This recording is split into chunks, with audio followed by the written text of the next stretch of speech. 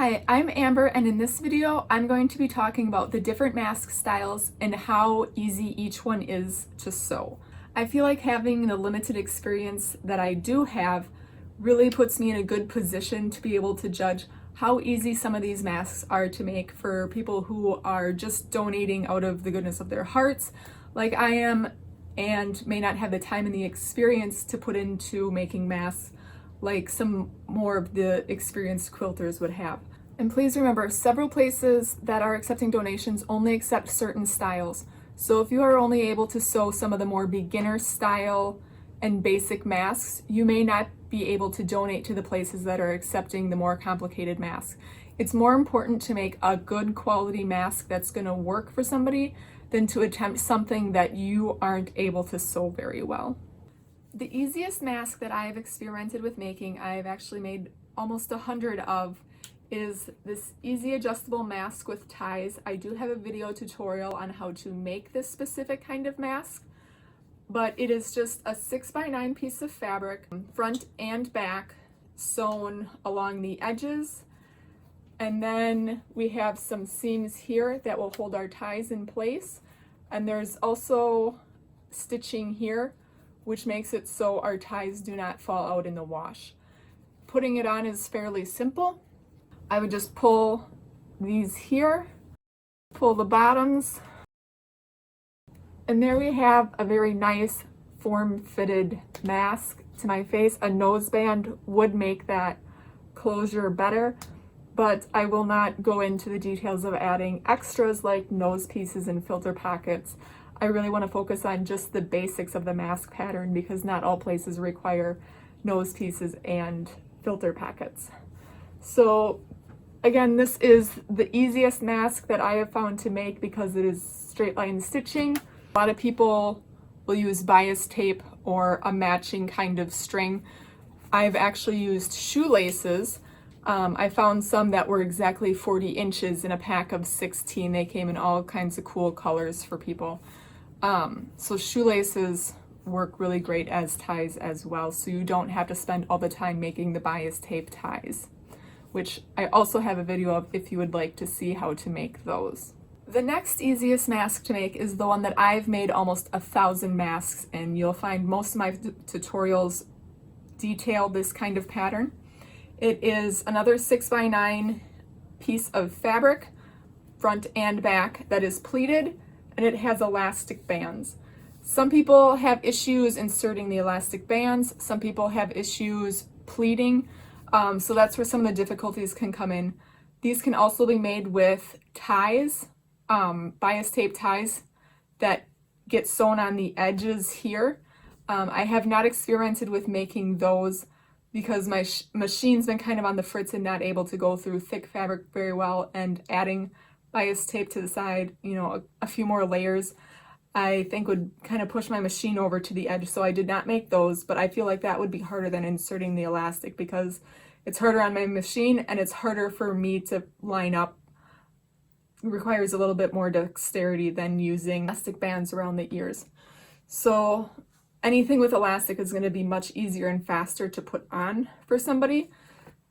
So opening it up, putting it on your face, and hooking it behind your ears. Pretty form-fitting, goes across my face nicely, fairly customizable. You can make them longer and shorter. Fabric-wise, you can make the elastic bands longer and shorter as well to better fit people's faces. Again, most of my tutorials detail this very well, so I'm not going to go into how to make it and customize it because I have so much information out there on how to make these masks. We are now getting into the fitted kind of custom tailored style masks that are shaped. This one has the same basic ends as that very first mask that I showed you. Easy to make, easy to put in. You can watch that video of me making that flat panel mask and apply it to this. But I've found that the time that it takes to actually cut this fabric and then sew all the panels together, you could have made tons of the other masks before, and it's so much easier to just sew a flat panel than going around these curved edges. So but fairly easy to put on, like the other mask, to tie behind your head, and they stay on nice. Overall, I do believe these would be preferred for longer wear and people in higher risk areas because they do fit the face better. In terms of donation and ease of sew, these are way more complicated and time consuming than your classic flat panel masks that do a lot of straight stitching, because by the time you get all of these panels cut and sewn together, you could have made a lot more of the other flat panel masks. Number 4 on my list is, again, this custom shaped mask, but with elastic. Again, some people have issues inserting that elastic and cutting that up and might prefer putting in shoelaces or bias tape onto their masks. But very easy to put on because of the elastic.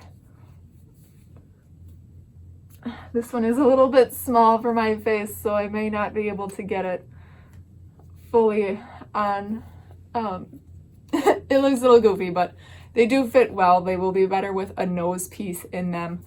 Filter pockets are a little trickier with these. Not necessarily the pocket, but inserting the filter as well.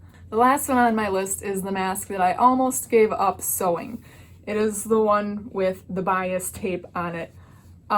Even though it doesn't have pleats and it's the fitted mask, I struggled so much with getting the fabric to arc over here and getting it around those curves. You know, the ties are nice for people who are wearing them long term or for several hours a day.